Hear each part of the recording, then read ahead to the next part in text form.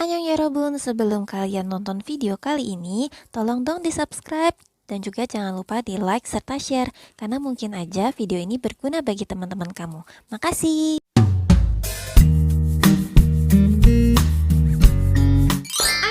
Balik lagi sama Miss Rania dan kali ini pembahasan kita masih di seputar PPE. Cuman kali ini kita akan belajar satu metode depreciation yang baru. Kemudian kita juga akan belajar impairment, kita juga akan belajar deflasi, dan satu lagi kita akan belajar mengenai revaluation. Di sini juga udah ada beberapa contoh soal kecil dan juga berikut pembahasannya. Oke teman-teman, gak usah lama-lama lagi, kita langsung ke pembahasan. Oke teman-teman, sekarang kita akan belajar masih dengan topik PPE, tapi kita akan belajar mengenai depreciation, impairments, and depletions. Nah, nanti juga aku akan ngajarin tentang satu hal lagi, yaitu revaluasi. Oke, kita lanjut. Nah, jadi selain metode depresiasi yang teman-teman udah tahu, yaitu straight line, double declining, unit of activities. Nah, sekarang ada satu lagi yang baru namanya sum of the year digits. Nah, dia menggunakan pengali berupa pecahan, di mana angka penyebut merupakan jumlah dari umur manfaat, sedangkan angka pembilang merupakan sisa umur manfaat. Nah, ini maksudnya apa sih, Miss? Nah, kalau teman-teman tahu, yang namanya pecahan itu kan ada angka yang atas dan angka yang bawah. Nah, angka yang atas itu disebut pembilang, yaitu yang mana merupakan sisa umur manfaat. Sedangkan angka yang bawah itu disebut angka penyebut, yang merupakan jumlah dari umur manfaat. Maksudnya apa, Miss? Nah, sekarang ada contoh soalnya, yaitu biaya dari crane itu adalah $500.000, estimasi useful life-nya 5 tahun, estimate salvage value-nya 50.000. Kemudian salvage value itu sama dengan residual value ya.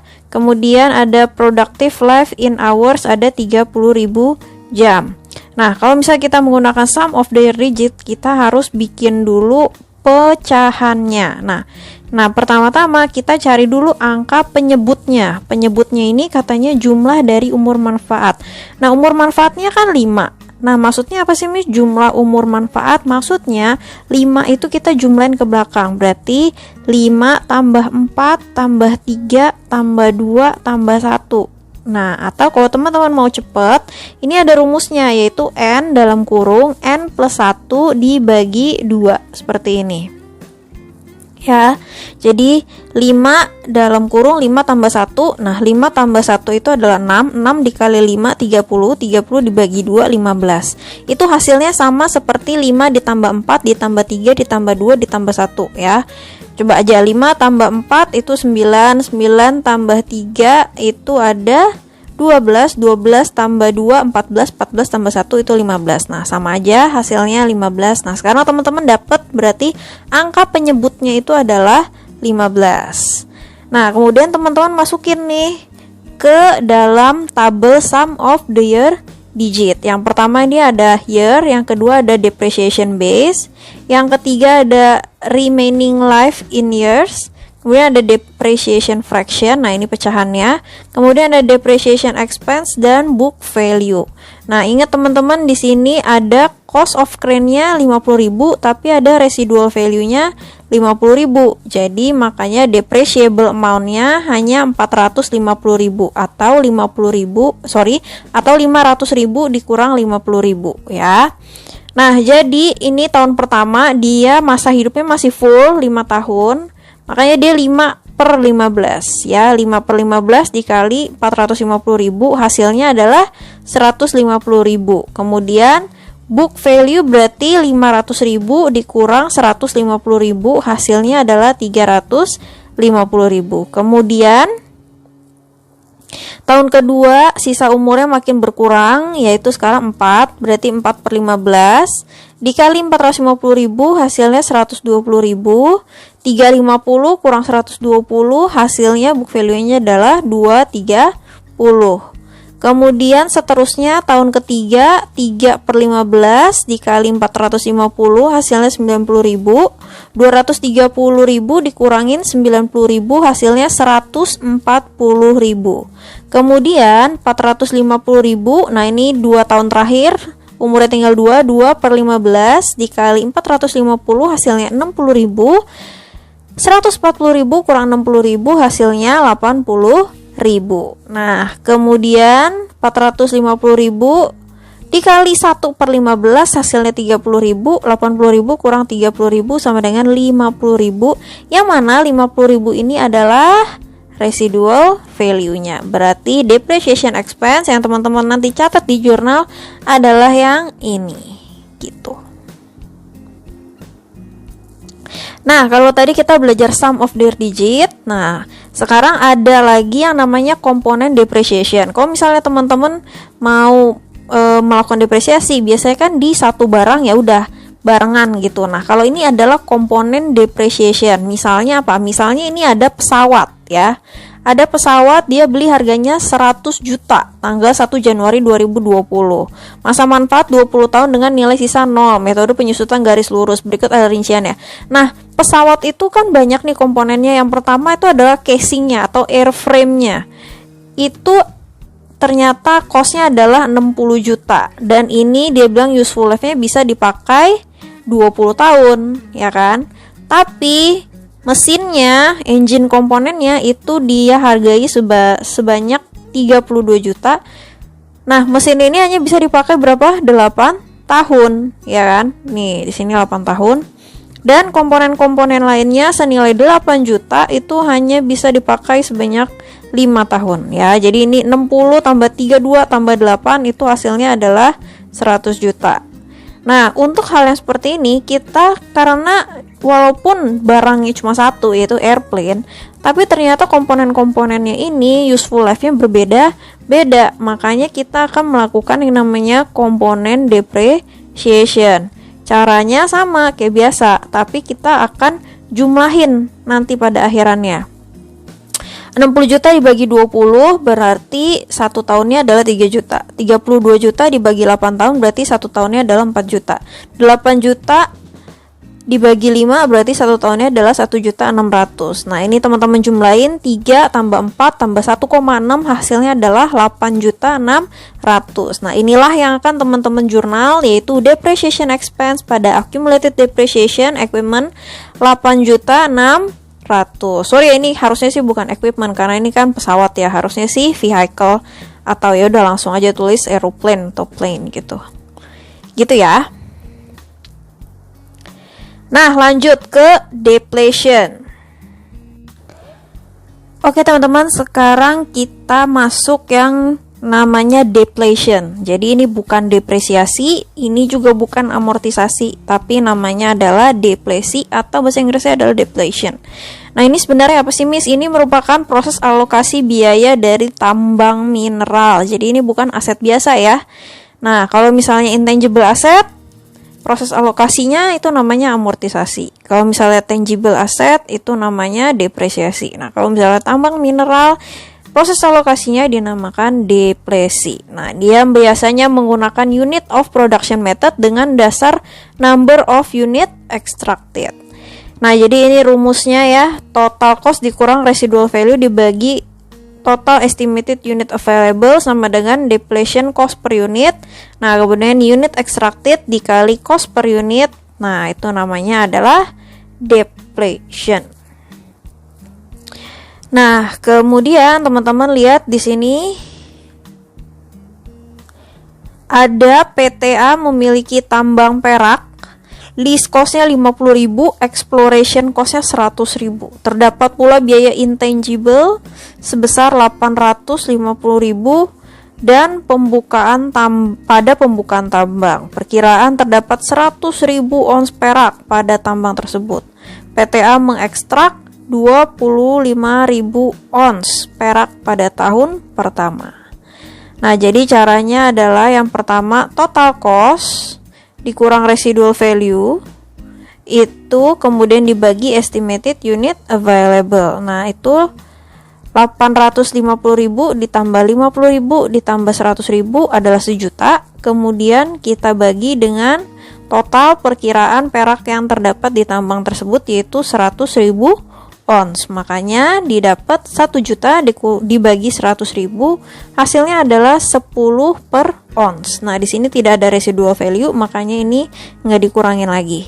Kemudian jurnalnya itu berarti inventory pada accumulated depletion sebanyak 250.000. 250.000 dapat dari mana, Miss? Ingat di sini dia bilang tahun pertama dia mengekstrak 25.000 ons. 25.000 dikali 10 hasilnya adalah 250.000. Jadi pencatatannya adalah inventory pada accumulated depletion. Miss, kenapa inventory? Ya, karena ketika dia ekstrak dia dapat perak dan peraknya ini akan dia jual. Sesuatu yang akan dia jual berarti itu masuk ke dalam inventory-nya dia. Nah, terus ingat teman-teman, nah ini adalah posisi yang ada di laporan keuangan kita, yaitu kita punya ada aset silver mine at cost-nya 1 juta dan dikurang accumulated depletion 250.000, berarti sekarang silver mine kita tinggal 750.000.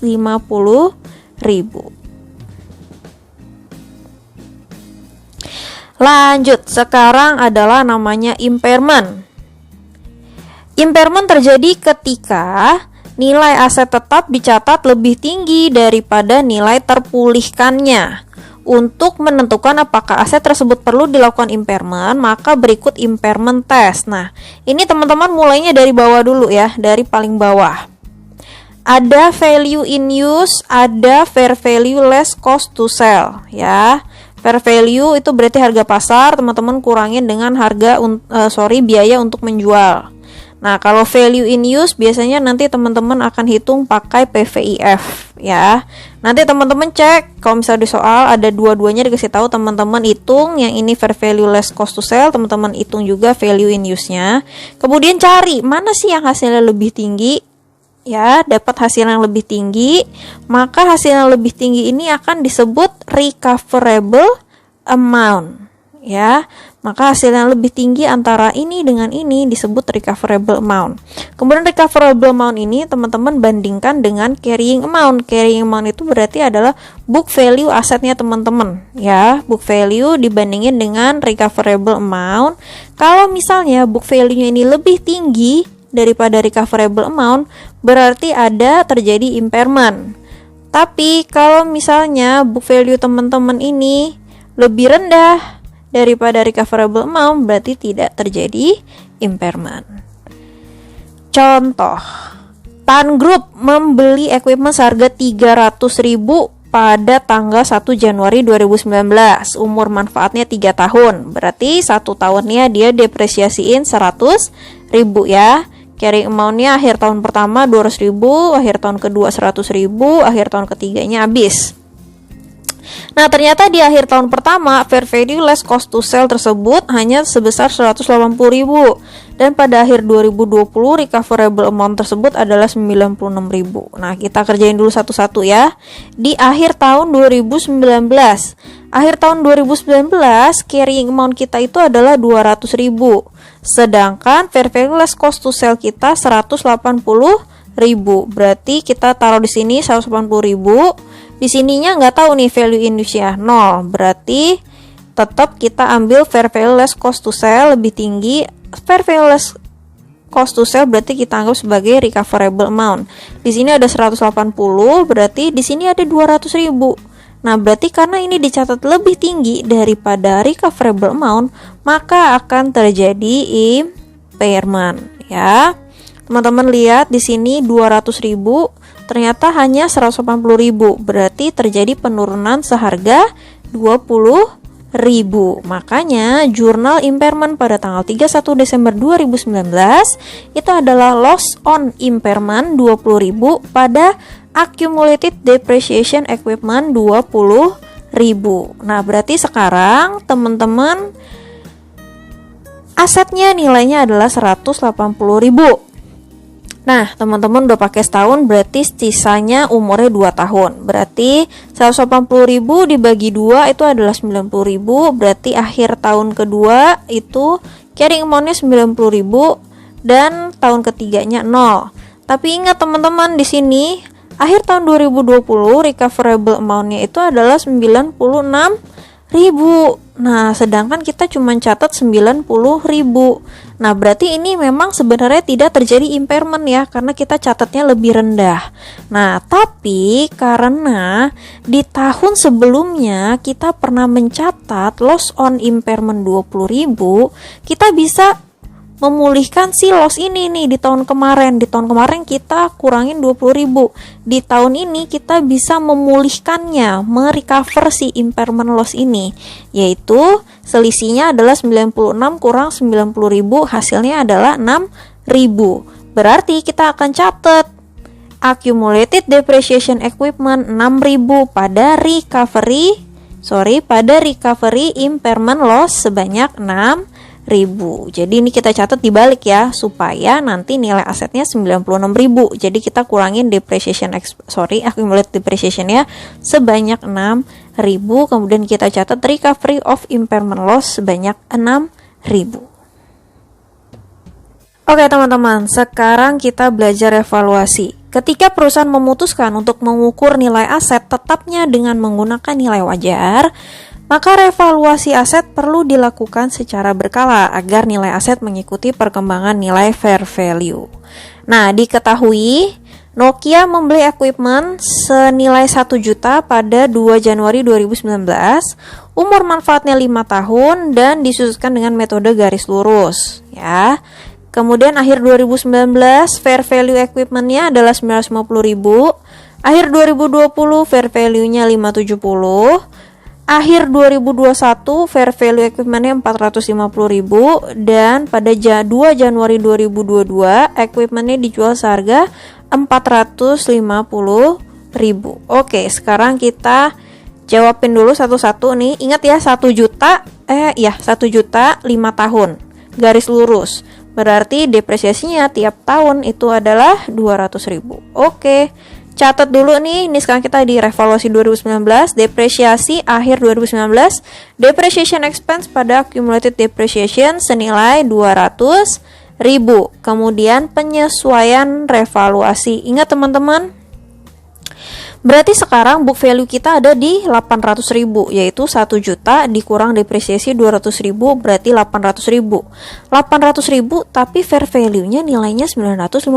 Berarti kita harus melakukan adjustment. Sesuatu yang dianggap 800.000 ternyata bernilai 950.000. Nah, pertama-tama yang kita lakuin itu adalah kita menghapus accumulated depreciation kita. Ya, kita hapus accumulated-nya di debit 200.000. Nah, kalau accumulated depreciation kita hapus, berarti sekarang di buku kita aset kita balik lagi menjadi 1 juta karena accumulated depreciation-nya udah hilang. Nah, terus teman-teman lihat, dari 1 juta teman-teman mau jadiin equipment teman-teman ke 950.000, berarti menurun sebanyak 50.000, menurun sebanyak 50.000.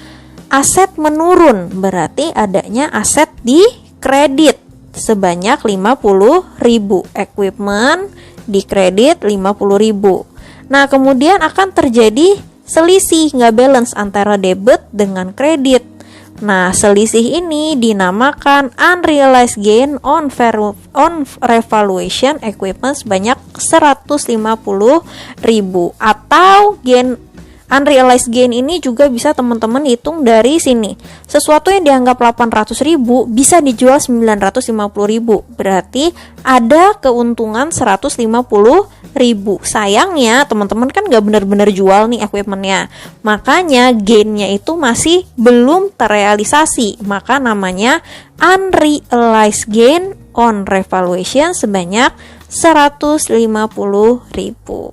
Ya, oke. Berarti sampai di sini teman-teman harus ingat, sekarang aset teman-teman nilainya adalah 950.000 di akhir tahun 2019.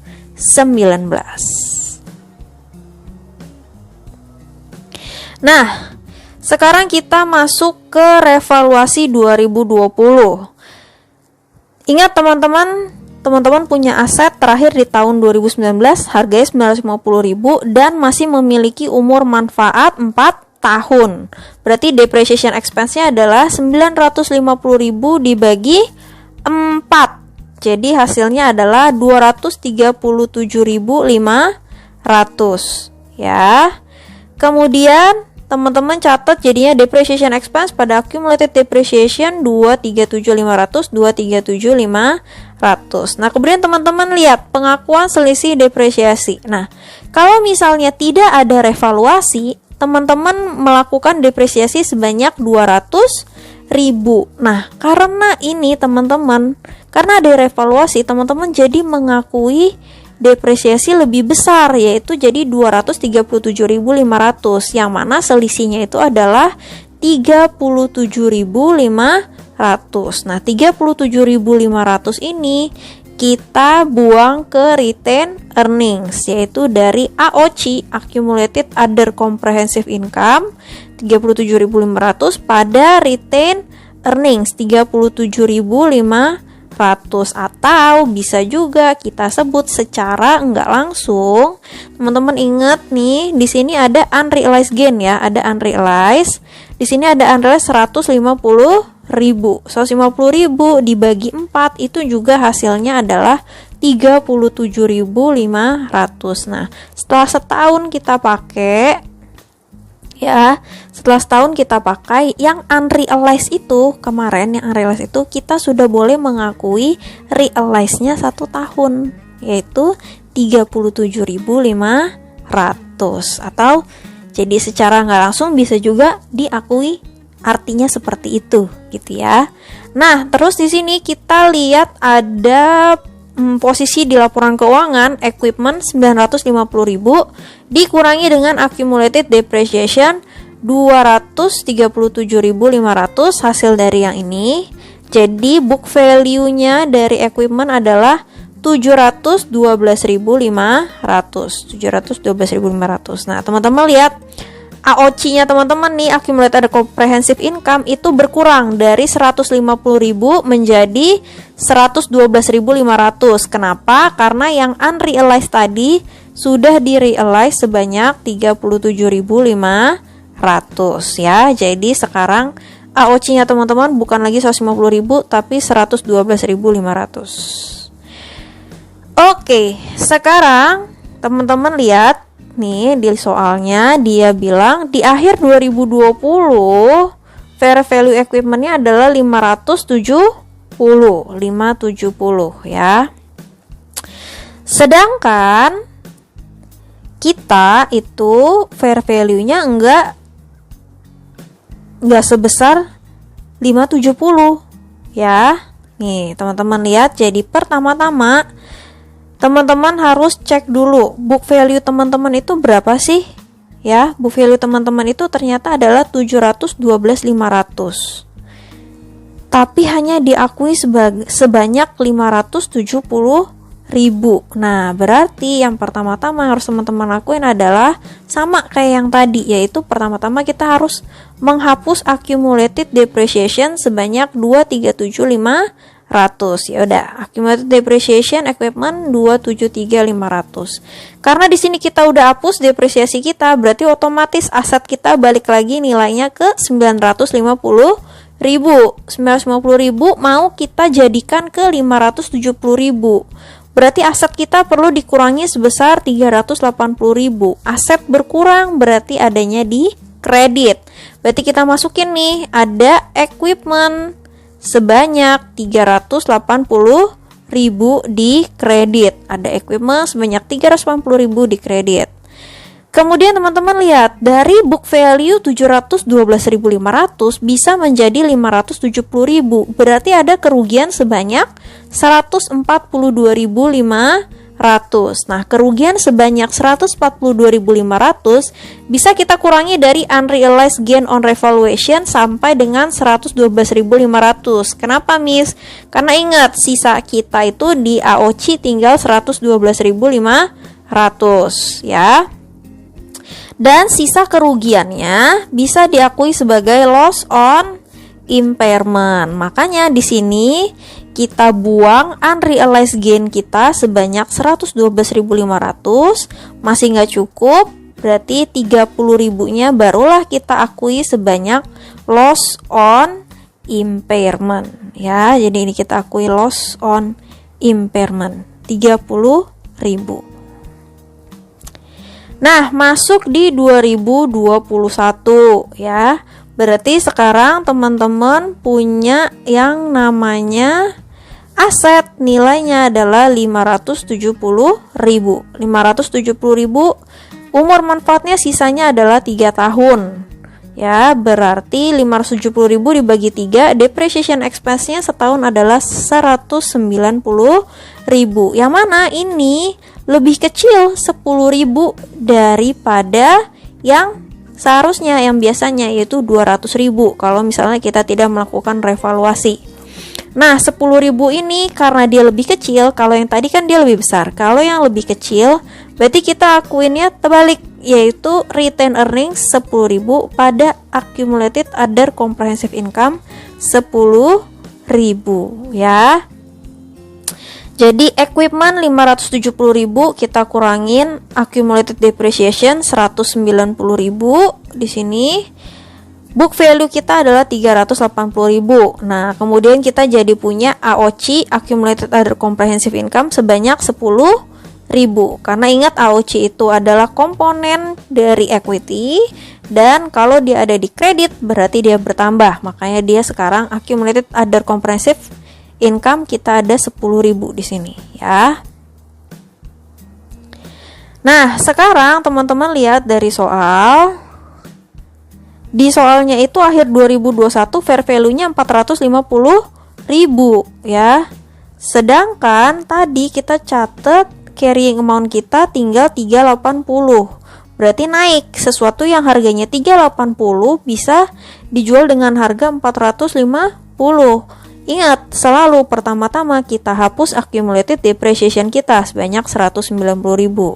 Ya, kita hapus 190.000-nya, berarti aset kita balik lagi nilainya jadi 570. Dari 570 mau ke 450, berarti aset kita perlu dikurangin 120.000. Makanya aset ada equipment berkurang 120.000. Nah, kemudian dari book value 380.000 dijadiin 450.000, berarti kita ada keuntungan secara nggak langsung 70.000 ya. Keuntungan 70.000 ini dapat dikurangi dari loss on impairment sampai dengan 30.000.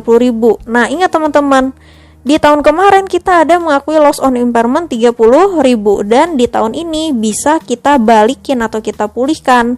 Jadi recovery of loss on impairment 30.000. Nah, tapi masih belum cukup. Sisa keuntungan bisa diakui dengan unrealized gain on revaluation. Berarti sisanya kita akui di unrealized gain on revaluation equipment sebanyak 40.000 di sini ya. Kemudian di 2 Januari equipment kita jual, berarti langsung aja cash pada equipment 450.000. Oke teman-teman, sekian. Jadi hari ini kita udah belajar mengenai sum of the year digit, mengenai komponen depreciation, mengenai impairment, depletion, terus belajar juga yang terakhir tentang revaluasi. Semoga teman-teman bisa mengerti dengan baik.